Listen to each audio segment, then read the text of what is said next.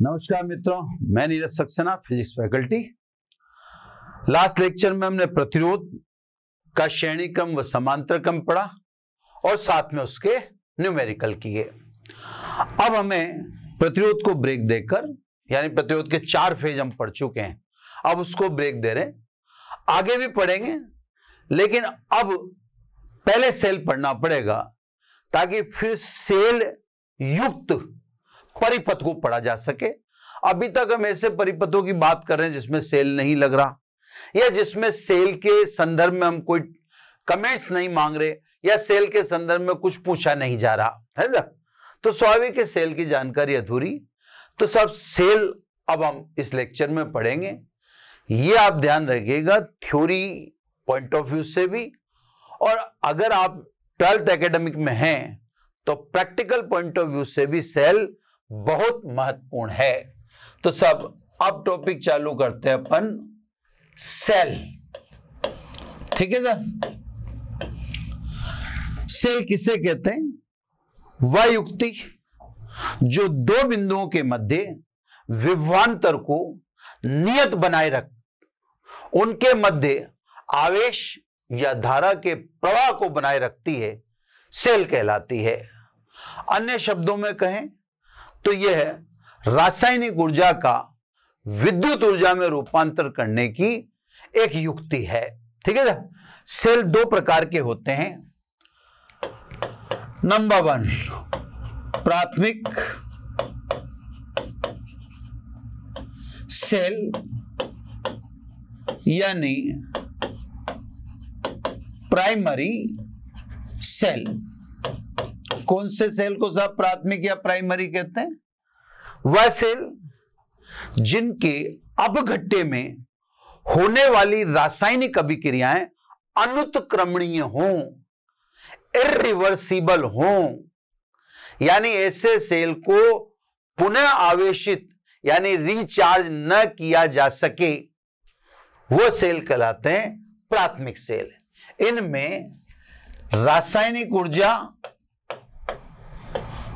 को केवल विद्युत ऊर्जा में रूपांतरित कर सकते हैं, उसका उल्टा पॉसिबल नहीं है। इसीलिए अपन ने कहा कि वे सेल जिनके अपघट्य में होने वाली रासायनिक अभिक्रियाएं अनुत्क्रमणीय हों, अर्थात जिन्हें पुनः आवेशित यानी रिचार्ज न किया जा सके, वह सेल प्राथमिक सेल कहलाते हैं। कुछ उदाहरण है साहब प्राथमिक सेल में कौन कौन सा है? तो प्राथमिक सेल में एक तो है डेनियल सेल। ये थोड़ा सा मैं आपको प्रैक्टिकल पॉइंट ऑफ व्यू से समझा रहा हूं। डेनियल सेल आपको लेबोरेटरी में मिलेगा, तो इसका पात्र तांबे का होता है। इसका विद्युत वाहक बल 1.08 वोल्ट फिक्स होता है ना। इसमें कोई किसी प्रकार का दोष नहीं है, इसलिए इस सेल को स्टैंडर्ड यानी मानक सेल कहते हैं। उसका एक रीजन यह है कि इस सेल का विद्युत वाहक बल समय के सापेक्ष नियत बना रहता है। यह दोष रहित सेल है, यानी किसी प्रकार का इसमें दोष नहीं है। दूसरा सेल लैक्लांशी सेल है। यह भी प्राथमिक सेल का ही उदाहरण है ना। लैक्लांशी सेल को आप सूखे सेल के रूप में भी देखते हैं, तो सूखा सेल भी आप बोल सकते हैं, है ना। लैक्लांशी सेल प्लास्टिक के पात्र में मिलेगा। इसके अंदर दोष होता है, इस दोष को अपन कहते हैं ध्रुवण दोष। मानक सेल यानी डेनियल सेल में कोई दोष नहीं होता, डेनियल सेल को तो अपन मानक सेल बोलते हैं, लेकिन लैक्लांशी सेल दोष युक्त सेल है। उस दोष का नाम जो लैक्लांशी सेल में होता है उसे ध्रुवण दोष कहते हैं। कैसे आता है, क्यों आता है, ये अपन इसको फिलहाल छोड़ दें। इसका विद्युत वाहक बल अप्रोक्सीमेटली 1.5 वोल्ट होता है। अप्रोक्सीमेटली यह हो भी सकता है, इससे भी कम हो सकता है, 1.1 वोल्ट भी हो सकता है। इसमें स्थिर नहीं है, ये वैल्यू परिवर्तित है, यानी कम ज्यादा हो सकती है। 1.5 तो मैंने मैक्सिमम बोल दिया, ये साहब इसका अधिकतम विद्युत वाहक बल है ना। और अगर आप लेबोरेटरी में देखेंगे तो इसका हो सकता है 1.1 हो, 0.9 भी हो सकता है, 1.2 वोल्ट भी हो सकता है, पर जनरली जो है ना 2 शुभ तेज सेल है, इसको मानक सेल नहीं कहते। ये दोनों प्राथमिक सेल हो गए सब। अब आ जाइए सब द्वितीयक सेल, है ना, द्वितीयक सेल यानी सेकेंडरी सेल। सेकेंडरी सेल किससे कहते हैं साहब? सेकेंडरी सेल, है ना, वह सेल जिसके अपघट्य में होने वाली रासायनिक अभिक्रियाएं उत्क्रमणीय हो, रिवर्सिबल हो, अर्थात जिन्हें पुनः आवेशित कर सकते हो, ऐसे सेलों को हम द्वितीयक सेल कहलाते हैं। यानी इन सेलों में रासायनिक ऊर्जा का विद्युत ऊर्जा में रूपांतरण होता है और विद्युत ऊर्जा को वापस रासायनिक ऊर्जा में रूपांतरित कर लिया जा सकता है। यानी ये सेल रिचार्जेबल हैं, इससे या द्वितीयक सेल रिचार्जेबल हैं, है ना। इसमें रासायनिक ऊर्जा कन्वर्ट इनटू विद्युत ऊर्जा और विद्युत ऊर्जा कन्वर्ट इनटू रासायनिक। तो साहब इनके अपघट्य में होने वाली रासायनिक अभिक्रियाएं उत्क्रमणीय हैं। इसके उदाहरण कौन कौन है साहब? तो इसके एग्जाम्पल में जैसे सीसा संचायक सेल है, बैटरी जिसे जनरली बोलते हैं अपन, ये अपने गाड़ियों में जो लगी रहती है ना, कार मोटरसाइकिल वगैरह में सीसा संचायक सेल है। नीफे सेल है, नीफे सेल का मतलब निकल लोह सेल, ये सब द्वितीयक सेल के उदाहरण हैं। तो ये सेल का हो गया साहब प्राथमिक और प्रारंभिक परिचय। अपना मुख्य उद्देश्य ये नहीं है, ये तो ठीक है साहब, सेल जब बात खुलेगी तो सब तरफ जाएगी, यानी ये भी पढ़ना ही पड़ेगा। लेकिन अब अपने मुख्य उद्देश्य की तरफ आइए जो अपने को पढ़ना है, ठीक है ना। अब आ जाइए साहब सेल का पहला important topic, for all. For all का मतलब जो बच्चे एकेडमिक में हैं उनके लिए भी, जो बच्चे कंपटीशन दे रहे हैं उनके लिए भी, है ना। तो सबसे पहले सेल का आंतरिक प्रतिरोध, आंतरिक प्रतिरोध यानी इंटरनल रेजिस्टेंस ऑफ सेल, है ना, आंतरिक प्रतिरोध। शॉर्ट में अपन इंग्लिश में जब बोलते हैं इससे, तो इससे बोल देते हैं इंटरनल रेजिस्टेंस, स्मॉल आर से इसे डिनोट करते हैं। तो ये सब सेल का आंतरिक प्रतिरोध, इंपोर्टेंट के नाम से इसको मैं पढ़ा रहा हूं। अब ध्यान से समझें, एक पूरा अपन सर्किट डिजाइन करके देखते हैं, या एक पहले सेल डिजाइन करके देखते हैं, है ना। जैसे सब में यह आपके सामने एक बड़े से पात्र में लैक्लांशी सेल बना देता हूं। लैक्लांशी सेल में यह सरंध्र पात्र है, इसके अंदर एक कार्बन की छड़ होती है जो पॉजिटिव का काम करती है। इस कार्बन की छड़ के चारों तरफ कार्बन पेस्ट मैग्नीज डाइऑक्साइड भरा होता है। एक जस्ते की छड़ होती है, zinc rod, clear. Zinc rod सदैव नेगेटिव का काम करती है अपने लिए ना। इसमें क्योंकि मैं लैक्लांशी सेल बता रहा हूं, तो इसमें अपघट्य के रूप में अमोनियम क्लोराइड भरा होता है, यानी NH4Cl। बाहर की तरफ एक सर्किट का डिजाइन कर देता हूं मैं, छोटा सा सर्किट डिजाइनिंग में ये सब एक विद्युत प्रतिरोध दिखा दिया, कैपिटल R, है ना। ये एक की दिखा दी, ऑन करेंगे तो इसमें बिंदु लगा देंगे, ऑफ रहेगी तो बिंदु नहीं लगा दिखेगा। ये सब की लगा दी, है ना। अब सब बात को ध्यान से समझें। ऊपर जो कैपिटल R है यह आपको पढ़ाया जा चुका है, किस नाम से? विद्युत प्रतिरोध के नाम से, है ना।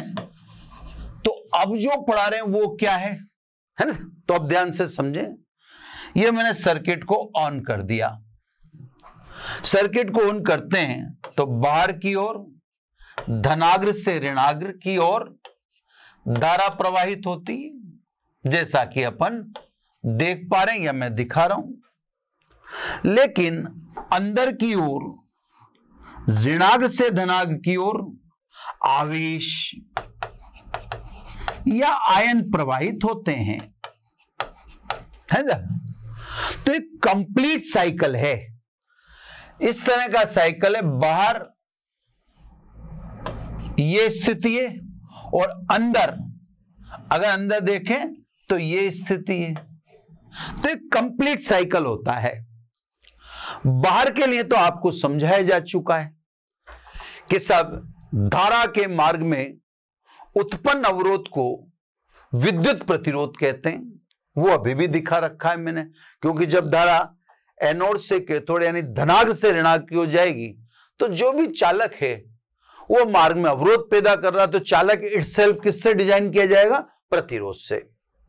लेकिन अब यही चीज अंदर आवेश या आयन के प्रवाह में भी है, क्योंकि बाहर धनाग्र से ऋणाग्र धारा बह रही है, तो अंदर ऋणाग्र से धनाग्र आवेश या आयन बह रहा। आवेश प्रवाह की दर को धारा ही कहते हैं। अगर आप उसको धारा भी कह दो तो कोई दिक्कत नहीं है। तो बाहर धारा की दिशा धनाग्र से ऋणाग्र है, जबकि सेल के अंदर उसकी दिशा ऋणाग्र से धनाग्र है, उल्टी है। दोबारा ध्यान से समझें। बाहर मैं पेन चेंज करके बहुत क्लियर दिखाई देना चाहता हूं। ये सब अंदर की तरफ जो दिशा है वह उल्टी है ना। और दूसरा तीसरा पेन चेंज कर लेता हूं। यह अंदर की तरफ दिशा उल्टी है, क्योंकि मैं 3-4 बार बोल भी चुका हूं, तो अब आपके दिमाग में यह बात क्लियर हो गई होगी, है ना। अब सब सेल का आंतरिक प्रतिरोध अंदर से ही निकलने वाली चीज है। तो जब सेल वर्किंग में होता है तो बाहर की तरफ तो धारा का प्रवाह धनाग्र से ऋणाग्र हो रहा है, जबकि सेल के अंदर अपघट्य में आवेश आयन या धारा ऋणाग्र से धनाग्र प्रवाहित हो रही है। सेल के अंदर आयन ऑब्लिक आवेश ऑब्लिक धारा के प्रवाह में अपघट्य द्वारा उत्पन्न अवरोध को सेल का आंतरिक प्रतिरोध कहते हैं। सेल के अंदर आयन ऑब्लिक आवेश ऑब्लिक धारा के प्रवाह में अपघट्य द्वारा उत्पन्न अवरोध को सेल का आंतरिक प्रतिरोध कहते हैं। ये सेल के अंदर की बात थी जो आज अपन ने उसको स्पष्ट कर दिया। अब इससे संबंधित छोटी छोटी बातें, है ना। छोटी छोटी बातों में पहली बात, एक, सेल का आंतरिक प्रतिरोध सदैव विद्युत प्रतिरोध के श्रेणी क्रम में होता है। इसलिए आप सेल के आंतरिक प्रतिरोध को इलेक्ट्रोडों के बीच दर्शाने के आप इलेक्ट्रोड के बाहर दिखा देना, क्योंकि यह सदैव कैपिटल आर के साथ श्रेणी क्रम में ही रहेगा। तो सब पहली बात इंपॉर्टेंट, सेल का आंतरिक प्रतिरोध विद्युत प्रतिरोध से के साथ श्रेणी क्रम में होता है। इसलिए इसको सेल के अंदर न दिखाकर संकेत में सेल के बाहर की ओर दिखा देते हैं, क्योंकि रहेगा तो अभी भी ये श्रेणी क्रम में। अगली बात, सेल का आंतरिक प्रतिरोध, इसमें साहब एक बात यह है, आदर्श सेल का आंतरिक प्रतिरोध हमने 0 मान रखा है। अब यह बात इसलिए कह रहा हूं कि अभी तक हमने इतनी बार सेल लगाया तो हमने विद्युत वाहक बल जैसी कोई बात नहीं की या आंतरिक प्रतिरोध जैसी कोई बात नहीं की। इसका मतलब यह हुआ कि अभी तक हम जितनी बार भी सेल यूज कर रहे थे तो आंतरिक प्रतिरोध को क्या मान रहे थे? न के बराबर मान रहे थे। तो साहब आदर्श सेल का आंतरिक प्रतिरोध नगण्य माना जाता है। वास्तविकता में यह संभव नहीं, कुछ न कुछ तो अवरोध होगा। लेकिन अभी तक के जो रिप्रेजेंटेशन थे हमारे, उनमें हम क्या मान रहे थे? नगण्य मान रहे थे। सी, है ना, सी में सब सेल का आंतरिक प्रतिरोध कई सारी बातों पर निर्भर करता है, जैसे इंपॉर्टेंट है साहब पूरी बात, जैसे नंबर 1 इलेक्ट्रोड की प्रकृति व अपघट्य की सांद्रता। इलेक्ट्रोड की प्रकृति, इलेक्ट्रोड किसके बने हुए, जैसे कार्बन का है, ये जस्ते का है। अगर मान लो आप डेनियल सेल लेते तो वहां धनाग्र कॉपर का होता है और ऋणाग जस्ते का ही होता है। तो अलग अलग सेल में इलेक्ट्रोड अलग अलग पदार्थ के। तो नंबर 1 सेल का आंतरिक प्रतिरोध स्मॉल आर इलेक्ट्रोड की प्रकृति व अपघट्य की सांद्रता पर निर्भर करता है। नंबर 2 सेल का आंतरिक प्रतिरोध अपघट्य में डूबे हुए इलेक्ट्रोड के क्षेत्रफल पर भी निर्भर करता है।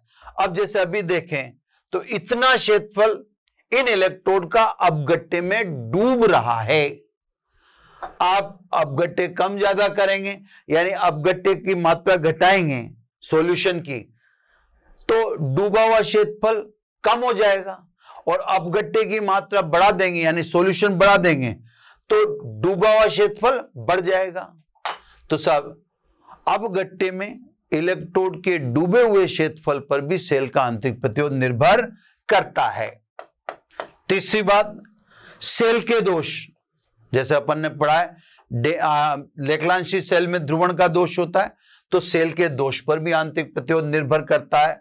नंबर 4 सेल का आंतरिक प्रतिरोध इलेक्ट्रोडों के मध्य दूरी पर भी निर्भर करता है कि इलेक्ट्रोड के मध्य दूरी कम है या ज्यादा। और नंबर 5 को आप इंपॉर्टेंट इसलिए लगा लें क्योंकि आप लैब में जाएंगे तो आपको सेल दे दिया जाएगा प्राथमिक, यानी लेक्लांशी सेल दे दिया जाएगा, और आपसे कहा जाएगा इसका आंतरिक प्रतिरोध कैलकुलेट करिए, आंतरिक प्रतिरोध की 2-3 रीडिंग लेके आइए। अब आप आंतरिक प्रतिरोध के 2-3 जितनी भी बार रीडिंग लेंगे तो आप देखेंगे आंतरिक प्रतिरोध का हर बार मान अलग अलग आएगा। जब हर बार मान अलग अलग आएगा तो आपसे एक्सटर्नल ये जरूर पूछेगा कि भाई एक ही सेल आपको दिया है तो उसके आंतरिक प्रतिरोध अलग अलग क्यों आ रहे हैं। तो आप उस समय ये जवाब दे देना, सेल का आंतरिक प्रतिरोध सेल से ली गई धारा पर भी निर्भर करता है। तो ये एक जवाब दे देना, बाकी औरों को तो खोलने से कोई मतलब नहीं है। तो ये सब सेल के संदर्भ में एक विशेष बात, सेल का आंतरिक प्रतिरोध। क्लियर होगी बात। अब आ जाओ सब सेल के संदर्भ में दूसरी बात है ना। सेल के संदर्भ में दूसरी बात है सेल का विद्युत वाहक बल है ना, शॉर्ट में इसे लिखते हैं वी वा और ब। अंग्रेजी में इसको बोलते हैं इलेक्ट्रोमोटिव फोर्स यानी EMF। रिप्रेजेंटेशन इसका करते हैं कैपिटल E से, जो आज के बाद अब आपको हमेशा करना है। सेल का आंतरिक प्रतिरोध खत्म हो गए सब, उससे संबंधित जो भी बातें थी आपको बता दी जा चुकी हैं। अब आप सेल से संबंधित दूसरी महत्वपूर्ण चीज पढ़ रहे हैं, सेल का विद्युत वाहक बल। इससे पहले हमने इसकी कभी भी चर्चा नहीं की, यह हमारी चर्चा में आया ही नहीं। इसीलिए मैंने यहां पे कहा था आदर्श सेल का आंतरिक प्रतिरोध हम 0 मानते हैं। जब आदर्श के सेल का आंतरिक प्रतिरोध 0 मान लोगे तो फिर विद्युत वाहक बल चर्चा में नहीं आ पाएगा, वो मैं भी आपको दिखा दूंगा। विद्युत वाहक बल देखने में तो लगता है ये कोई बल होगा, वास्तव में इसका नोमेनक्लेचर यही समझकर किया, क्योंकि ये वह चीज है जिसे चालक के सिरों पर लगा दो तो चालक के अंदर मुक्त इलेक्ट्रॉन एक से दूसरे की सिरे की ओर प्रवाहित होने लग जाते हैं। तो सब इसका उपयोग करने पर, यानी विद्युत वाहक बल का उपयोग करने पर इलेक्ट्रॉन एक से दूसरे सिरे की ओर प्रवाहित हों तो स्वाभाविक रूप से देखने वाले को यही लगेगा कि उसने चालक के सिरों पर एक प्रकार का बल आरोपित किया है, क्योंकि इलेक्ट्रॉन इसके आरोपित करने से एक सिरे से दूसरे सिरे की ओर जा रहे हैं। तो साहब शुरू में ऐसा प्रेजेंटेशन होने के कारण या ऐसी परिस्थिति होने के कारण यह मान लिया गया कि एक प्रकार का बल है जो इलेक्ट्रॉन को चालक में एक से दूसरे सिरे की तरफ गति प्रदान करता है या दौड़ने के लिए बाध्य करता है या प्रवाहित होने के लिए बाध्य करता है। वास्तविकता में यह कोई बल नहीं है, बल्कि यह तो एक प्रकार का विभवांतर है, क्योंकि इसका मात्रक वोल्ट है न कि न्यूटन, है ना। तो सब अब क्या चीज है, इसको बेसिक से मैं उठा रहा हूं। बेसिक से समझो सब, सेल सहित, ये सेल रहा, संपूर्ण बाह्य परिपथ में एकांक धनावेश को प्रवाहित करने के लिए किया गया कार्य या दी गई ऊर्जा को विद्युत वाहक बल कहते हैं। मेरी बात को और ध्यान से सुनिएगा, है ना। बहुत इंपॉर्टेंट चीजें पढ़ रहे हैं आप इस समय, मैं इसको भी इंपॉर्टेंट लगा देता हूं, है ना। एकांक धनावेश को सेल सहित संपूर्ण बाह्य परिपथ में चलाने के लिए या प्रवाहित करने के लिए किया गया कार्य या दी गई ऊर्जा को सेल का विद्युत वाहक बल कहते हैं। मान लीजिए कैपिटल क्यू आवेश को सेल सहित संपूर्ण परिपथ में, अंदर भी और बाहर भी, है ना, आंतरिक प्लस बाह्य, आंतरिक प्लस बाह्य, ध्यान से। तो आवेश Q को सेल के अंदर व बाहर दोनों ओर चलाने में या प्रवाहित करने में कुल किया गया कार्य मान लीजिए W आंतरिक प्लस बाह्य है। तो एकांक धनावेश में कार्य कितना हो गया, W आंतरिक प्लस बाह्य अपॉन Q। इसी को मैंने क्या कहा, विद्युत वाहक बल। इसका मात्रक आप साफ देख लीजिए, इसका मात्रक कार्य मतलब जूल, जूल प्रति कूलाम, और जूल प्रति कूलाम को क्या कहते हैं साहब, वोल्ट कहते हैं, यानी कैपिटल V। तो यहां से बिल्कुल क्लियर है कि विद्युत वाहक बल जो बोलने में दिखता है वह वास्तव में विद्युत वाहक बल है नहीं, है ना। अभी मैं आपको इसकी डिटेल बता रहा हूं, आपको एग्जाम में कौन सी परिभाषाएं लिखनी है वो सब मैं समझा दूंगा, पहले आप डेप्थ को समझिए। चलो सब, अब ये विद्युत वाहक बल है, तो फिर ओम जो टर्मिनलों के बाहर विभवांतर बताते हैं V बराबर IR से, फिर वो क्या है साहब, ये तो ठीक है, ये तो सेल सहित संपूर्ण बाह्य परिपथ में एकांक धनावेश को प्रवाहित करने में किया गया कार्य है। तो फिर हम ओम के नियम में V बराबर IR किसे कहते हैं, यानी विभवांतर किसे कहते हैं। अब आ जाइए सब उस पे भी, है ना, मैं बार बार इधर लाऊंगा आपको, मेरे को जरूरत पड़ेगी। सेल की टर्मिनल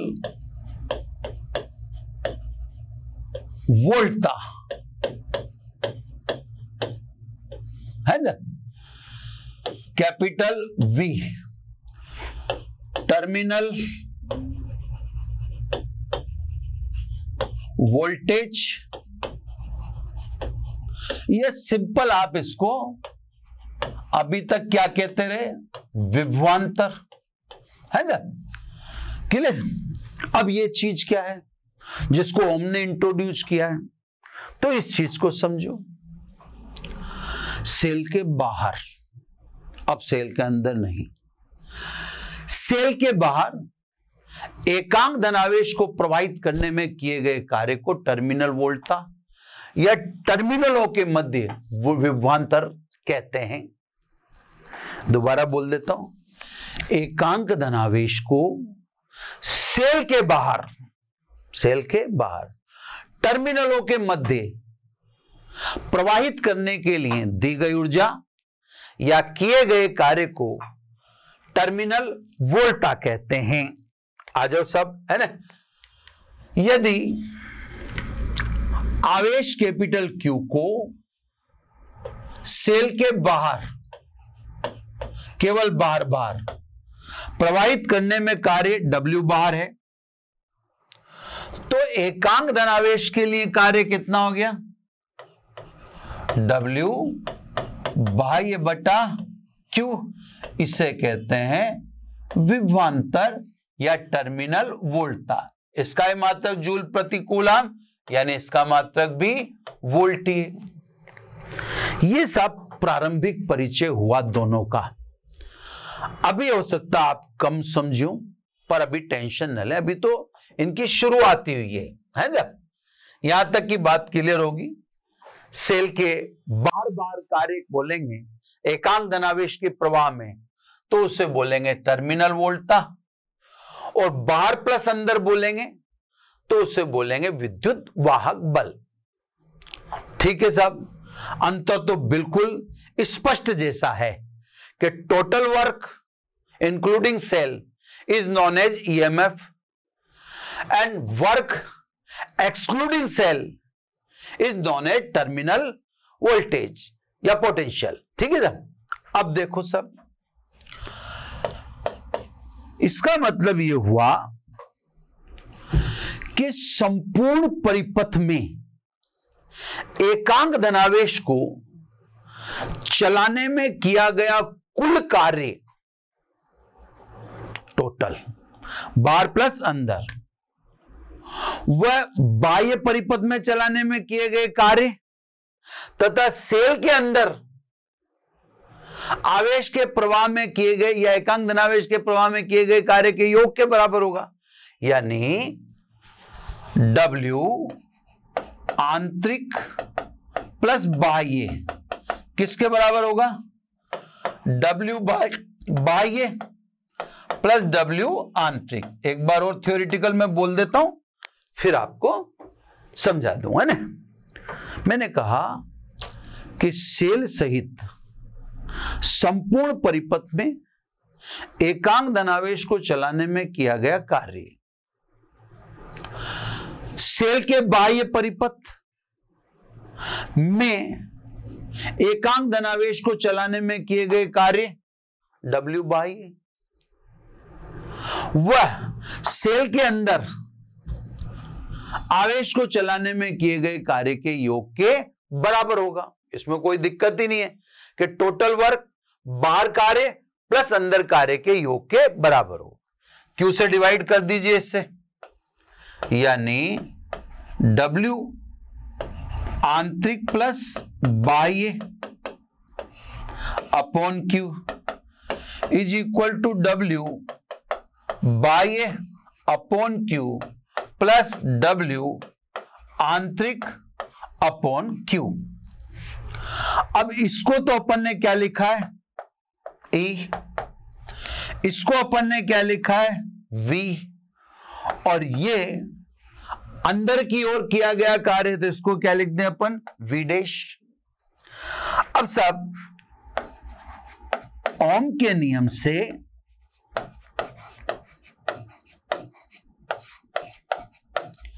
बाह्य परिपथ में चलाने में किया गया कार्य किसके बराबर होना चाहिए? IR के बराबर।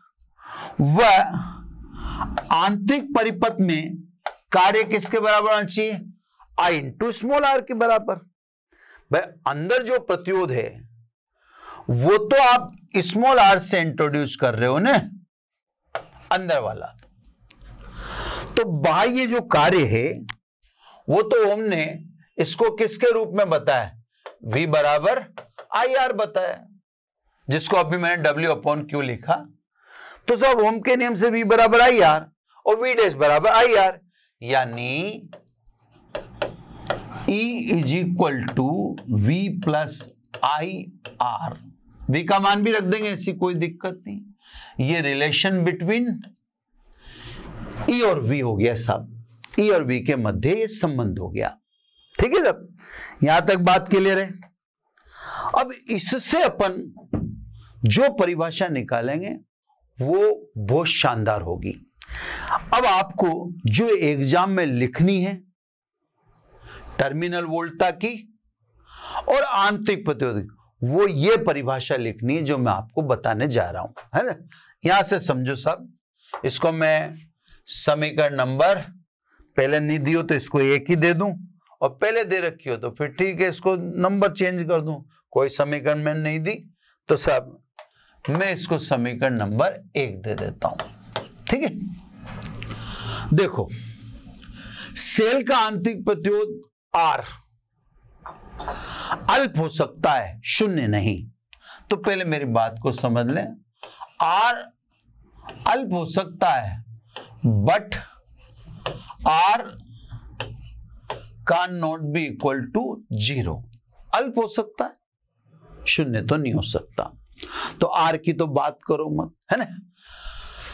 अब देखो साहब, यदि इसको तो छोड़ दो आप, इसको चर्चा में न लें, इसको चर्चा में न लिया जाए, इसलिए मैंने ये चीज लिख दी कि भाई इसको R बराबर 0 मत मानना, है ना।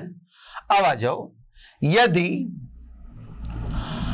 I बराबर 0, 1 से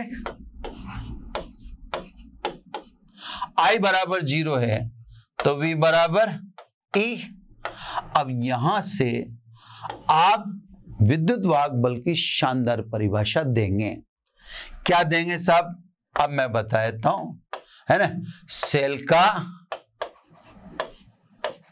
विद्युत वाहक बल, तो सभी बच्चे ध्यान रखें वो बेसिक था, वहां से समझना जरूर ज्यादा उचित लगता है। बेसिक से कोई चीज को उठाते हैं ज्यादा इफेक्टिव होती, अच्छा लगता है। लेकिन आप एग्जाम में जो लिखें वो ये लिखना फॉर एग्जाम, क्योंकि पॉपुलर ये है। जब सेल खुले परिपथ में हो, अर्थात सेल से धारा नहीं ले रहे हूं, मैं आपको दिखा देता हूं सर्किट में ले जाके। ये साहब आप लाल बिंदु को ना देखें, मैं आपको करके दिखा देता हूं ताकि आपको कोई डाउट नहीं है। ये देखो सेल खुले परिपथ में, अब सेल से धारा नहीं ली जा रही। क्लियर साहब। तो जब सेल खुले परिपथ में हो, अर्थात सेल से धारा नहीं ली जा रही हो, तो वोल्ट मीटर के पाठ्यांक को, टर्मिनलों के मध्य विभवांतर को, कुछ भी कह दें, है ना, विद्युत वाहक बल कहते हैं। तो आप जहां भी लिखें परिभाषा वो यही लिखें। अभी देखो मैं आपको अगले उस पर सर्किट भी बना के दिखा देता हूं ताकि आपसे कहीं चूक हो ही ना। ठीक है, चलो मैं पहले एक सर्किट बना के दिखा देता हूं आपको, फिर ताकि चूक का कोई गुंजाइश ही नहीं रखें, अपने से सारा सर्किट अच्छे से। अब आज के बाद सेल के नीचे तो आपको ही लिखना पड़ेगा, वी तो लिख ही नहीं सकते आप। आंतरिक प्रतिरोध हो सकता है, ये आंतरिक प्रतिरोध दिखा दो। ठीक है, ये की, ठीक है, वोल्ट मीटर सदैव समांतर क्रम में, ये वोल्ट मीटर सदैव समांतर क्रम में, ये पॉजिटिव तो ये पॉजिटिव, ये नेगेटिव तो ये नेगेटिव। प्रतिरोध के समांतर क्रम में होता है, आप देख लो विद्युत प्रतिरोध के समांतर क्रम में ही है, सामने दिख रहा है आपको। अमीटर ऑलवेज इन सीरीज, ये श्रेणी क्रम में जोड़ देता हूं अमीटर को। ये बीच की लाइन मेरे को मिटानी पड़ेगी, पर वो पूरी मीटर जाएगी तो लफड़ा हो जाएगा। चलो मीटर की पूरी लेकिन मेरे को मिटानी तो बीच की थी, है ना। चलो कोई बात नहीं। ये अमीटर है। अमीटर सदैव श्रेणी क्रम में, एक मिनट, लाइन सीधी नहीं है, थोड़ा सा मैं उसको कर ही लेता हूं थोड़ा, है ना। लाइन को जमी नहीं मेरे को, ये सब ये जगह मैंने छोड़ के मैंने ही लगा दिया मीटर, ठीक है ना। अमीटर सदैव सीरीज में, सीरीज में का मतलब ये प्लस और ये माइनस, ठीक है। बाकी और चीज फिलहाल अपने लिए जरूरी नहीं है, जोड़ सकते हैं धारा नियंत्रक वगैरह वगैरह, है ना। ये आप प्रतिरोध के सिरों पर विभव का पतन, वो ए और बी के बीच में ओम के नियम से पढ़ते ही हैं, जब धारा बहेगी V बराबर IR, है ना। तो अब आ जाए सब, अभी देखें आप, अभी मैंने ऊपर उसको दिखा दिया, चलो उसको अब मिटा देता हूं, ताकि जब काम ही कर रहे हैं तो एक बार के लिए आपको परफेक्ट करके दिखा देता हूं, है ना। अब देखो, इस समय जब सेल खुले परिपथ में, अर्थात सेल से धारा नहीं ली जा रही है, नहीं ले रहे हो आप इस समय, सेल से धारा नहीं ले रहे हो, है ना। तो वोल्ट मीटर के पाठ्यांक को या टर्मिनलों के मध्य विभवांतर को, एक ही बात है, दोनों समांतर क्रम में ही तो है, और समांतर क्रम में विभवांतर सदैव समांतर। तो बोलने में कंफ्यूज मत हो, आप सिंपल ही बोल दो, वोल्ट मीटर के पाठ्यांक को विद्युत वाहक बल कहते हैं। क्लियर होगी बात। मैं वापस पीछे ले जाता हूं, है ना। अभी क्लियर हो गया, अब भी क्लियर हो जाएगा। इसके साथ साथ, है ना, ये भी इंपॉर्टेंट, सेल की टर्मिनल वोल्टता। मैं एक बार और बोल देता हूं कि ये मत लिख देना R बराबर 0, क्योंकि R बराबर 0 से V बराबर ही हो रहा है, वो नहीं, I बराबर 0। जब सेल खुले परिपथ में, अर्थात सेल से धारा नहीं ली जा रही है, तो वोल्ट मीटर के पाठ्यांक को विद्युत वाहक बल कहते हैं। बिल्कुल सिंपल, मैंने 3-4 बार बोल दी, रट लेना, लिख लेना, यही लिखनी है, पुरानी वाली नहीं लिखनी, अभी तक पढ़ाई वाली नहीं लिखनी। अब टर्मिनल वोल्टता, अब देखो मैं बोलूंगा और आपको दिखाता जाऊंगा। जब सेल बंद परिपथ में है ना, जब अभी सब दिखा रहा हूं मैं आपको, ये देखिए, सेल बंद परिपथ में है, ये लो कुंजी ऑन, अर्थात सेल से धारा ली जा रही है, ये लो सब। अब सेल से आप क्या ले रहे हो, धारा। अब विद्युत प्रतिरोध पर विभवांतर कितना लिखोगे, ओम के नियम से V बराबर IR, यही लिखोगे। तो जब सेल बंद परिपथ में हो, अर्थात सेल से धारा ली जा रही हो, तो वोल्ट मीटर के पाठ्यांक को, टर्मिनलों के मध्य विभवांतर को, या प्रतिरोध के सिरों पर विभव के पतन को, IR को, अपन कहते हैं सेल की टर्मिनल वोल्टता। दोनों में रात दिन का फर्क है ना। अब क्या फर्क है सब, तो फर्क सुनो, इधर लिख देता हूं मैं E और इधर लिख देता हूं मैं V। अब आप फर्क सुनेंगे, है ना। E में पहली बात, E सेल का लक्षण है, that is the property, that is the character of cell. जब आप मार्केट में सेल लेने जाते हैं, आपने कहा साहब 1.5 वोल्ट का सेल दे दो, या आपने कहा सेल दे दो, तो दुकानदार ने आपको एक पेंसिल सेल या बड़ा सेल दिया, वो सेल सील है, खुला हुआ सेल आप लेंगे ही नहीं, वो सेल सील है। वो सेल सील है का मतलब उससे धारा नहीं ली जा सकती, फिलहाल सील है, और उस सेल पे लिखा है 1.5 वोल्ट। अब देखो सब, जब सेल ही सील है तो I बराबर 0, और आप यहां पे देख लो, यदि I बराबर 0 हो तो V बराबर भी क्या होगा, 0 ही होगा। अब बताओ उस सेल पे 1.5 वोल्ट क्या लिख रहा है, वो 1.5 वोल्ट लिख रहा है E। आपके पास कार है, ट्रैक्टर है, ट्रक है, जो भी है, आप बैटरी परचेज करने जाते हो 12 वोल्ट की जो होती है ना, उस बैटरी को आप तभी परचेज करोगे जब उसके टर्मिनल सील्ड हो, मतलब यूज्ड नहीं हो। आप ऐसा थोड़ी करेंगे कि कहीं भी बैटरी लेने जाएंगे और वो अपनी यूज बैटरी आपको दे देगा, आप उससे क्यों परचेज करेंगे, नेवर। तो आप पैटी पैक वो बैटरी लेंगे जिसमें इलेक्ट्रोड सील्ड हैं, मतलब अभी उससे धारा नहीं ली जा रही, I इज इक्वल टू 0, तो उस पर जो 12 वोल्ट लिख रहा है वो भी तो नहीं हो सकता। फिर वो 12 वोल्ट क्या है, दैट इज E, यानी E सेल की क्षमता है, ताकत है, इतनी पावर है उसके अंदर। छोटे सेल की 1.5 वोल्ट की पावर है, बैटरी की 12 वोल्ट की, जो आपको अभी उदाहरणों में बताया। क्लियर? तो सब E सेल की क्षमता है। V सेल का प्रभाव है। जब आप सील खोलकर टॉर्च में सेल डाल देंगे तो बल्ब जल जाएगा। जब बैटरी की सील खोलकर आप उसको कार में लगा देंगे, कार चल जाएगी। ये सेल का प्रभाव है। कौन? V।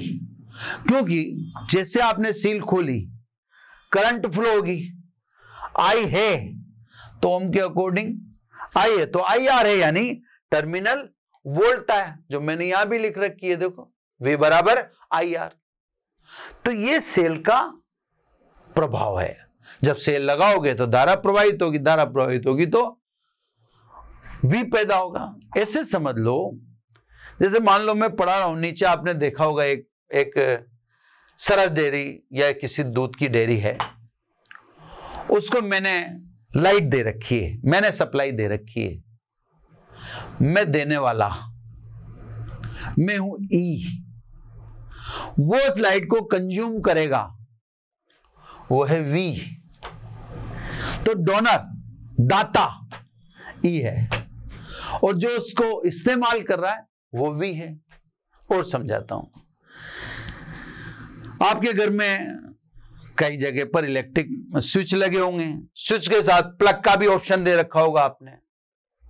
अब उस प्लग में आप क्या नाम से 3 पिन 2 पिन का यूज करके मिक्सी भी चलाते होंगे, कूलर भी चलाते होंगे, टेबल फैन भी चलाते होंगे, और भी चीजें चलाते होंगे, चार्जर भी चलाते होंगे। इसका मतलब उस 3 पिन की 2 पिन में कुछ न कुछ है, जो आपके मोबाइल को चार्ज कर देती है, जो आपके पंखे को चला देती है, जो आपकी मिक्सी को चला देती है, जो आपके कूलर को चला देती है।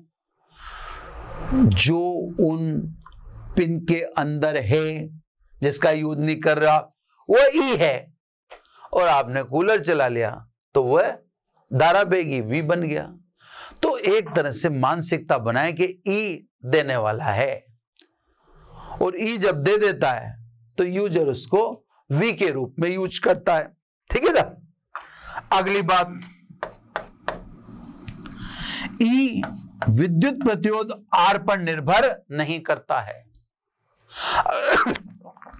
अगर R पर निर्भर करता होता तो मैं परिभाषा में यह क्यों कहता कि जब सेल खुले परिपथ में, मैंने E की परिभाषा में कहा सेल खुले परिपथ में, अर्थात सेल से धारा नहीं ली, तो R तो कहीं रोल में ही नहीं है। तो सब E विद्युत प्रतिरोध से प्रभावित नहीं है। चलो बेटर समझ में आना चाहिए, कोशिश पूरी कर रहे हैं। V R से प्रभावित है। देखो आप, V बराबर IR है ना, तो V को विद्युत प्रतिरोध से लेना देना है। V विद्युत प्रतिरोध के बढ़ने पर बढ़ेगा, विद्युत प्रतिरोध के घटने से घटेगा, है ना, क्योंकि V का R से डायरेक्ट रिलेशन है। नेक्स्ट, परिपथ के भंग हो जाने पर, परिपथ के भंग हो जाने पर क्या मतलब है साहब, ये परिपथ से ब्रेक कर दो, तोड़ दो, ये तोड़ दिया साहब मैंने, ये तोड़ दिया, ये लो भंग कर दिया। परिपथ के भंग हो जाने पर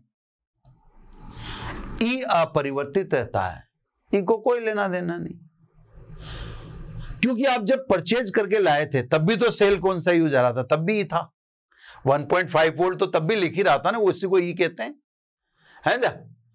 तो ई को या ई परिपथ भंग होने से प्रभावित नहीं होता, उसको परिपथ भंग होने से कोई लेना देना ही नहीं है, क्योंकि हम जब लेने जा रहे हैं तो जो पैक्ड बैटरी उस पर तो 12 वोल्ट लिख रहा है, वो ई तो है ना। अब सब अभी तो वापस लगा दूं, है ना, दिखा दिया मैंने बंद करके, ये ऑन कर दिया वापस। अब इसमें आ जाए, अगर परिपथ भंग कर दोगे तो I बराबर 0 हो जाएगा, और I बराबर 0 हो जाएगा तो टर्मिनल वोल्टता भी 0 हो जाएगी। तो ई परिपथ के भंग होने से आप प्रभावित है, जबकि V परिपथ के भंग होते ही 0 हो जाएगा, क्योंकि V परिपथ के भंग होने का मतलब I बराबर 0, क्योंकि V बराबर IR तो V भी 0। लास्ट, ई का इस्तेमाल जनरेटर के लिए कर सकते हैं, जैसे आपको जो बिजली दे रहा है, जैसे मान लीजिए अपन राजस्थान में रहते हैं तो RSCB से बिजली आ रही है, RSCB को थर्मल पावर प्लांट या RAPP वगैरह जो भी दे रहे हैं, तो वो क्या जनरेट करते हैं, ई, है ना, जो वो हमारे घर बेचते हैं वो ई होता है। तो ई का उपयोग सेल, बैटरी, जैसे मैंने लिख रखा ना, ये देखो, आज के बाद आप भी ई का लिखेंगे, हमेशा सेल के नीचे अब ई लिखना पड़ेगा आपको, है ना, हमेशा सेल के नीचे अब ई लिखना पड़ेगा, अब वी नहीं लिख सकते, वी अलग चीज है, ई अलग चीज है। तो सब ई का इस्तेमाल सेल, बैटरी या जनित्र के लिए कर सकते हैं, और वी का इस्तेमाल किन्हीं दो बिंदुओं के मध्य किया जा सकता है, किन्हीं दो बिंदुओं के मध्य, उसमें सेल बैटरी भी है। मैंने भी परिभाषा में क्या कहा था आपको, अगर ध्यान दिया हो आपने, तो मैंने क्या कहा था, जब सेल बंद परिपथ, जब सेल खुले परिपथ में अर्थात सेल से धारा नहीं ली जा रही हो, तो टर्मिनलों के मध्य विभवांतर यानी वोल्ट मीटर के पाठ्यांक को विद्युत वाहक बल कहते हैं। तो सब कहने का मतलब अब आप क्लियर समझ गए होंगे, ई सेल से अटैच क्वांटिटी है ना, वी सेल का प्रभाव है। अब आज के बाद पूरे चैप्टर में या पूरी फिजिक्स में अब आपको सेल के नीचे वी नहीं लिखना, अब आप दोनों के अंतर को समझ चुके हो, ये अलग चीज है, is the power of cell. तो स्वाभाविक है सेल के नीचे तो उसकी पावर ही लिखेंगे, उसका इफेक्ट थोड़ी लिखेंगे, इफेक्ट तो आर क्या लिख ही रखा है, ये देखो इफेक्ट अपन प्रतिरोध क्या लिख तो रहे हैं, ये देखो ये इफेक्ट लिख रहे हैं, तो यहां भी लिखेंगे, वहां भी लिखेंगे, ऐसा थोड़ी होगा। यहां आप उसका पावर लिखो, वहां उसका इफेक्ट लिखो, तो ई और वी में अंतर बिल्कुल क्लियर है, बिल्कुल क्लियर। जब आप एग्जाम में जाओगे तो ई कई सारे फॉर्मूलाज में आएगा, ई कई सारे फॉर्मूलाज में आएगा, तो आपसे कहे एक्सटर्नल कि ई का मान बताओ, तो आप स्विच ऑफ कर देना, स्विच ऑफ करके वोल्ट मीटर में देख लेना, वोल्ट मीटर में जो दिखे वो ई है, ठीक है ना। चलो सब ई की और वी की बात इस परिभाषा से आपको ज्यादा सुंदर लगी होगी, ये जो अपन ने बताई, क्लियर। अब सब इसी से और चीजें मैं आपको बताता हूं, इधर कंटिन्यू आके, इसी से दो प्रैक्टिकल भी हैं आपके, है ना। आपसे प्रैक्टिकल में कहा जाता है सेल के आंतरिक प्रतिरोध की गणना कीजिए, तो सब E बराबर V प्लस IR, इसलिए R बराबर E minus V upon I, तो आंतरिक प्रतिरोध की गणना कीजिए, तो आंतरिक प्रतिरोध की गणना करने के लिए एक सूत्र तो ये है, इसमें ई तो वोल्ट मीटर से नाप ही लोगे आप, आई अमीटर से नाप लोगे, तो ये यूं कहेगा वोल्ट मीटर व अमीटर का उपयोग कर सेल के आंतरिक प्रतिरोध की गणना कीजिए, तो इस सूत्र से कर लेना। अगर ये कह दे कि नहीं मैं तो अमीटर नहीं दे रहा, तो साहब क्योंकि आई की जगह अपन क्या लिख सकते हैं, V अपॉन आर, इसलिए एस से सेल के आंतरिक प्रतिरोध का एक और फॉर्मूला बना दे, एस से है ना, R is equal to E minus V, और इसकी जगह रख दें V अपॉन आर, यानी R is equal to E minus V upon V into capital R. समझिए आप, यानी ये सेल के आंतरिक प्रतिरोध के सूत्र हैं, काम के हैं, आप इनके बारे में जानकारी रखिए, ध्यान रखिए, है ना। सेल का आंतरिक प्रतिरोध या तो वोल्ट मीटर और अमीटर की सहायता से सेल का आंतरिक प्रतिरोध ज्ञात करें बोला जाएगा, या बोला जाएगा वोल्ट मीटर व प्रतिरोध बॉक्स की सहायता से। प्रतिरोध बॉक्स कहना तो जरूरी नहीं है, केवल वोल्ट मीटर की सहायता से सेल का आंतरिक प्रतिरोध ज्ञात करें। चलो सब, है ना। अब आ जाओ परिपथ में कुल धारा, इससे से आ जाओ सब। E बराबर V की जगह क्या लिख दूं, आई आर, और ये I स्मॉल आर, यानी I बराबर R प्लस स्मॉल आर, इसलिए I is equal to E upon R plus small R. E का मतलब यहां पर है परिणामी विद्युत वाहक बल, ओम का नियम है ये, और स्मॉल आर और कैपिटल आर। तो मैंने आपसे क्या कहा था, सेल का आंतरिक प्रतिरोध सदैव विद्युत प्रतिरोध के श्रेणी क्रम में होता है, तो इसको क्या लिख दें, परिपथ का क्या हो गया, ये कुल प्रतिरोध हो गया। भाई आंतरिक प्रतिरोध सदैव विद्युत प्रतिरोध के श्रेणी क्रम में होता है, तो टोटल रेजिस्टेंस श्रेणी क्रम में तो R plus capital R plus small R ही होगा। यानी परिपथ और टोटल सर्किट की बात रहे, ओम का नियम ब्रांच में भी लगता है, जैसा कि मैंने पिछले लेक्चर में बताया, और ओम का नियम कंप्लीट सर्किट में भी एप्लीकेबल है। तो साहब आप कंप्लीट सर्किट के पॉइंट ऑफ व्यू से समझें, ओम का नियम कहता है आई बराबर परिणामी विद्युत वाहक बल बटा कुल प्रतिरोध, ये इससे निकाला है अपन ने। चलो ओम के नियम को तो छोड़ो एक बार के लिए, यहां परिणामी विद्युत वाहक बल का मतलब क्या है, तो उसको ध्यान से समझो। अभी तक तो आपने एक ही सेल लगा हुआ देखा है ना। अगर अपन एक से ज्यादा सेल लगा देंगे तो फिर उस समय आप विद्युत वाहक बल कैसे ज्ञात करोगे, तो इसलिए मैंने यहां लिख दिया परिणामी विद्युत वाहक बल। तो इस बात को मैं ध्यान से समझना, यदि एक से अधिक सेल लगे हुए हों, अभी मैं लगा के दिखा दूंगा, यदि एक से अधिक सेल लगे हुए हों तो परिणामी विद्युत वाहक बल व कुल प्रतिरोध का अनुपात परिपथ में प्रवाहित धारा के बराबर होता है। परिणामी विद्युत वाहक बल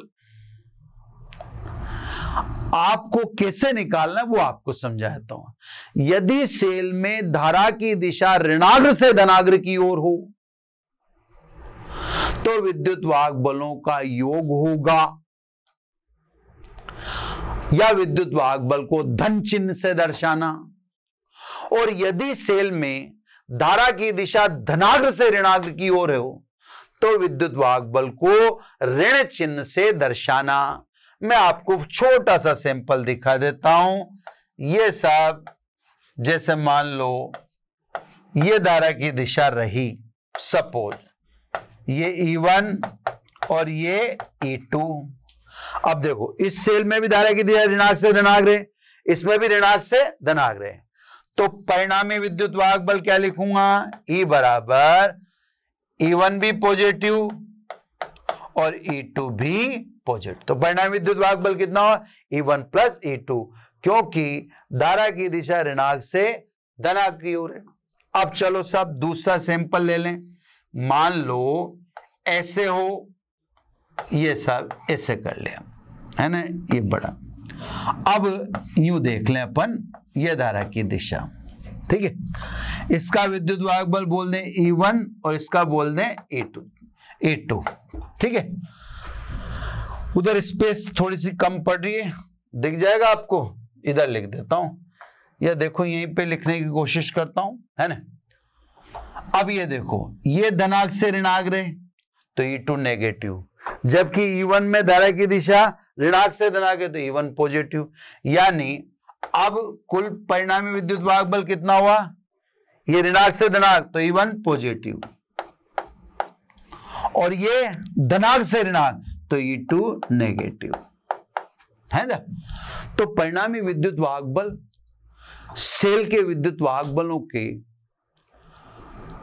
योग के बराबर होता है। ये योग करते समय आप ध्यान रखें कि यदि सेल में धारा ऋणात्मक से धनात्मक हो तो विद्युत वाहक बल पे धन चिन्ह लगाएं, लेकिन अगर धनात्मक से ऋणात्मक रहे तो विद्युत वाहक बल में ऋण चिन्ह का इस्तेमाल करें, है ना। अगर आपको सर्किट यहाँ क्लियर दिख रहा है तो मैं एक बार इधर दिखा देता हूं, एक बार यहाँ पे बना के दिखा देता हूं, ऐसा कैसा, है ना। ये भाई वहां क्या नाम से बाय द वे दब जाए, आप प्रकट नहीं हो पाए तो आपको यहाँ दिखा रहा हूं, ये देखो, है ना। अब यहाँ पेन भी एक और कलर का ले लेता हूं तो ज्यादा बेटर समझ में आ जाएगा। ये सब अपन ऐसे मान रहे हैं करंट की डायरेक्शन, इसका विद्युत वाहक बल E1, इसका E2, तो परिणामी विद्युत वाहक बल बताओ सब, ये जो मैं लिख रहा हूं यहाँ पे उसके बारे में बात कर रहा हूं। ये तो ऋणात्मक से धनात्मक है तो E1 तो पॉजिटिव होगा, है ना। ये धनात्मक से ऋणात्मक रहे तो ये नेगेटिव होगा, तो परिणामी विद्युत वाहक बल क्या हुआ, E1 माइनस E2, है ना। बाकी तो ओम का नियम जो है इससे टोटल वोल्टेज बटा total current is equal to total voltage बटा total resistance is equal to total current. अब सब ये चीज और लास्ट में, है ना, लास्ट में ये चीज है साहब कि अब इस फॉर्मूले को आप देख रहे हो, अभी तक देख के आपको लग रहा होगा E बराबर V प्लस IR, यानी E बड़ा होता है, यानी सेल का विद्युत वाहक बल बड़ा होता है टर्मिनल वोल्टेज से। तो साहब अब अगले पेज पर आइए, क्या E always be greater than V, E क्या सदैव V से बड़ा होता है। तो देखो अब मैं आपको E सदैव V से बड़ा होता है या नहीं इसको एक सर्किट से खड़ा कर दिखा देता हूं, बिल्कुल समय आपका मैं नहीं लूंगा, है ना। ये सब मैंने 2 सेल लगा दिए, यह आंतरिक प्रतिरोध, अभी तक आपने एक ही सेल देखा, इसलिए अब आपको E बड़ा है या V ऐसा समझाने के लिए मैंने ये 2 सेल है, ये E1 E2, ये R1 R2, है ना, R1 R2, यहां पर A लिख दें और यहां पर B लिख दें। बहुत इंटरेस्टिंग चीज बताऊंगा। अब सब E1 ग्रेटर देन E2, अगर धनात्मक से धनात्मक जोड़ रखा है एक सेल का और ऋणात्मक से ऋणात्मक जोड़ रखा है, तो ऐसी स्थिति में जिस सेल का विद्युत वाहक बल अधिक होगा वो धारा देगा और जिसका विद्युत वाहक बल कम होगा वो धारा लेगा। तो हमने देखो धनात्मक से धनात्मक को जोड़ रखा है और ऋणात्मक से ऋणात्मक को जोड़ रखा है, तो फिर इसमें विद्युत वाहक बल E1 का अधिक है तो ये धारा देगा जबकि ये धारा लेगा। क्लियर, यानी ये धारा दे रहा है तो इसको अपन हिंदी में कहेंगे धारा देने वाला, यानी निरावेशित हो रहा है। अंग्रेजी में बोल दो डिस्चार्ज। ये तो धारा ले रहा है, जैसे आपकी बैटरी, आप मोबाइल की बैटरी चार्ज करते हो तो इसके बारे में आप लिखोगे आवेशन, यानी चार्ज। तो सब ऊपर वाला सेल धारा दे रहा है, नीचे वाला सेल धारा ले रहा है, यानी ऊपर वाला डिस्चार्ज हो रहा है, नीचे वाला चार्ज हो रहा है। अपना प्रश्न अपनी जगह पर ही, क्या E सदैव V से बड़ा होता है ना? अब आ जाओ सब, पहले बात कर लेते हैं डिस्चार्ज की। डिस्चार्ज, अब मैं डिस्चार्ज वाला सर्किट उठा लेता हूं। ये देखो A ऊपर वाला है ना, क्लियर? ये B, इसको E1 के रखा है अपन ने, इसको R1, धारा की दिशा में वैसी की वैसी उतार रहा हूं जैसी, ठीक है। A व B के मध्य अपने को विभवांतर ज्ञात करना है, अभी सब पता पड़ जाएगा, है ना। जब ऐसा करो तो एक ट्रेडिशनल तरीका बता रहा हूं मैं आपको। इस ट्रेडिशनल तरीके में आपको क्या करना है, हर कंपोनेंट को दो बिंदुओं के बीच कर देना है। तो ये देखो मैंने लिख दिया P। अब देखो आप, सेल A और P के बीच में हो गया, और आंतरिक प्रतिरोध B और P के बीच में हो गया। तो साहब ऐसे कितनी लंबी ब्रांच हो सकती है, कोई प्रॉब्लम वाली बात नहीं है, कितनी लंबी ब्रांच हो, आपको हर कंपोनेंट को दो बिंदुओं के बीच करना है, ठीक है ना।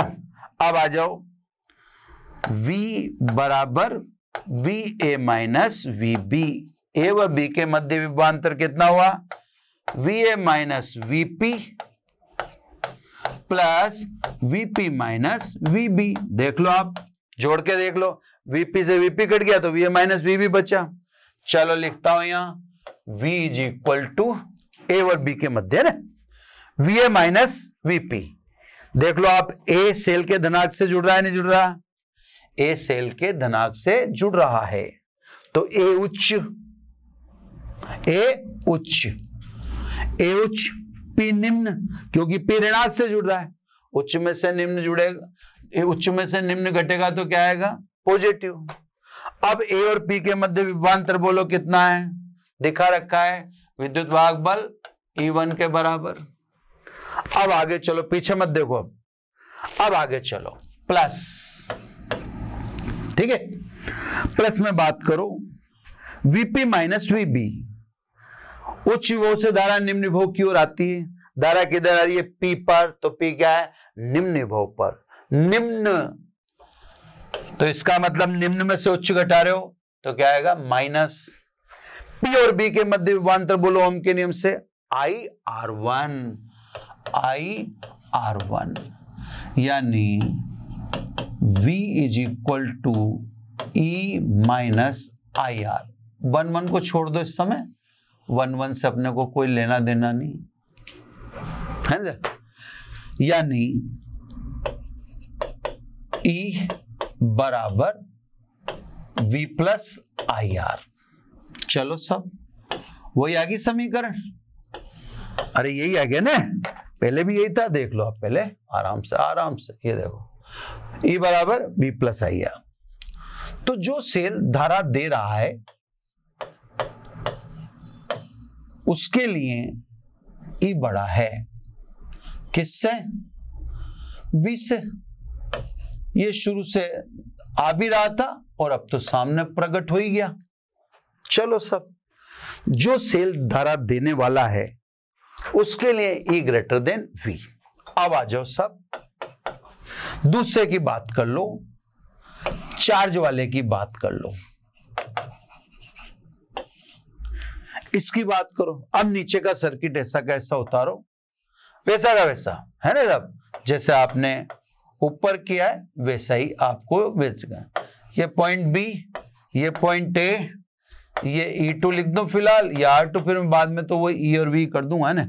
धारा की दिशा ऐसी कैसी उतार देता हूं, ये धारा की दिशा देख लो आप, मैंने किसी प्रकार का कोई चेंज किया हो तो आप अच्छे से देख लो, जैसा सर्किट में दिख रहा है वैसा का वैसा।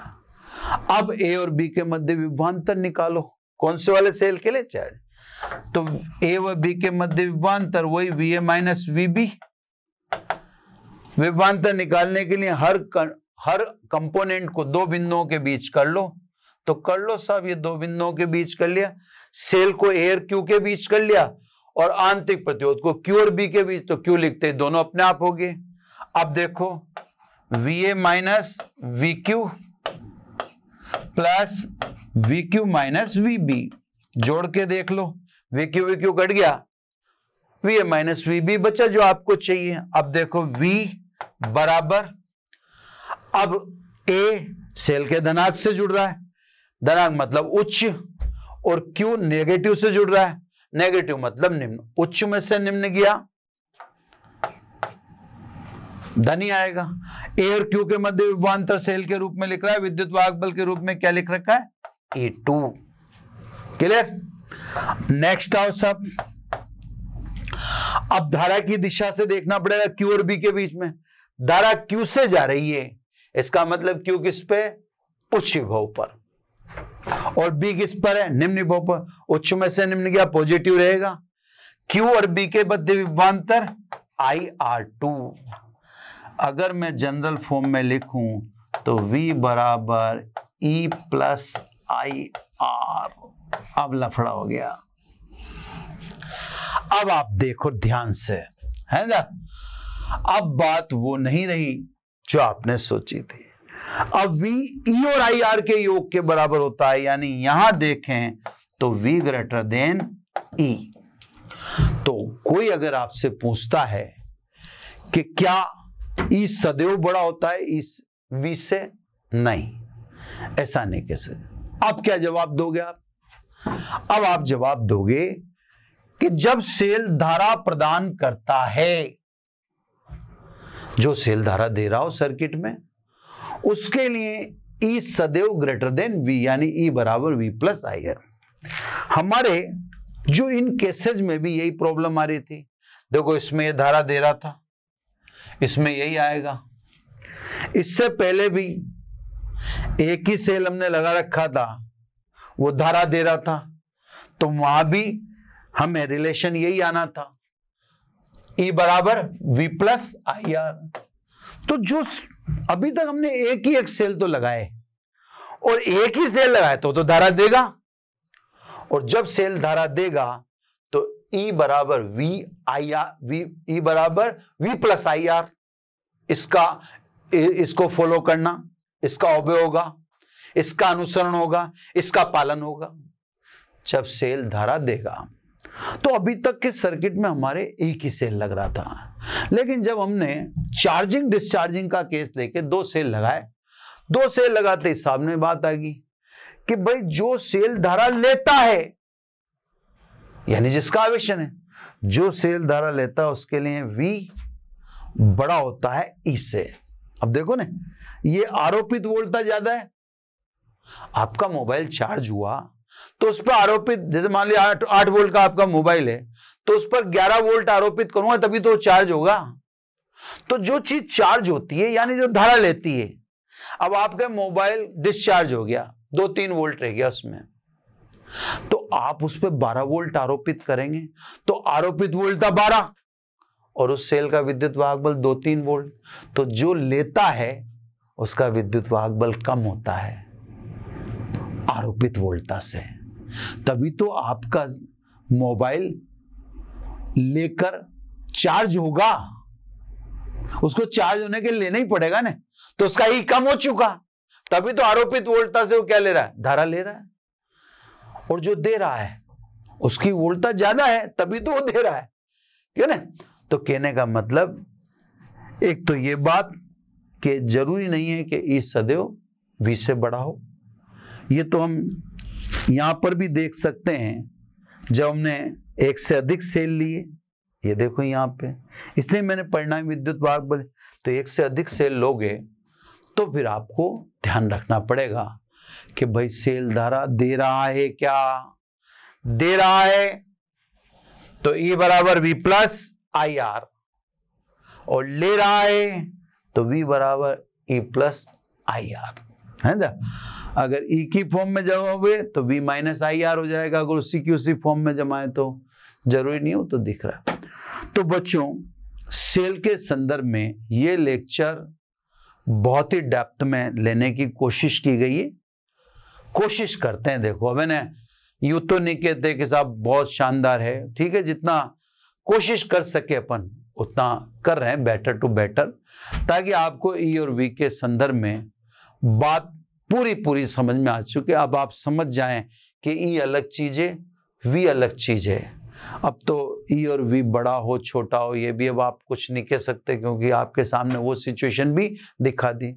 एक आपको देखो सर्किट को तोड़कर विभव का अंतर ज्ञात करने का भी स्टाइल बता दिया कि हर कंपोनेंट को दो बिंदुओं के बीच में कर दें और इससे ऑर्डर लेते जाएं। ये प्रैक्टिस से आपको आएंगे ना। बाकी आपको इससे संबंधित और भी जानकारी चाहिए तो आपसे कही रखा, आप मोशन लर्निंग ऐप डाउनलोड करें, वहां आपको ये टेक्निक सिखा देंगे, आपको अन्य क्वेश्चन दे देंगे, डीपीपी दे देंगे, सॉल्यूशन दे देंगे। वहां आपसे ज्यादा से ज्यादा हम मुखातिब हो सकते हैं, है ना। तो बच्चों आज इतना ही। अब कल वाला लेक्चर और इंपॉर्टेंट रहेगा, क्योंकि उसमें सेलों का संयोजन आ जाएगा, श्रेणीक्रम और समांतरक्रम।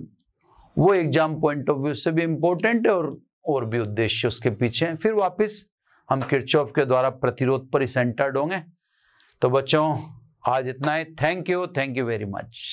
आशा करता हूं हमारे टॉप एजुकेटर का यह लेक्चर आपको पसंद आया होगा। अगर पसंद आया है तो वीडियो को लाइक करिए, चैनल को सब्सक्राइब करिए और शेयर भी करिए, क्योंकि ज्ञान बांटने से बढ़ता है और सही बताऊं तो पुण्य भी मिलता है। मुझे सुनने के लिए बहुत बहुत धन्यवाद। Thank you.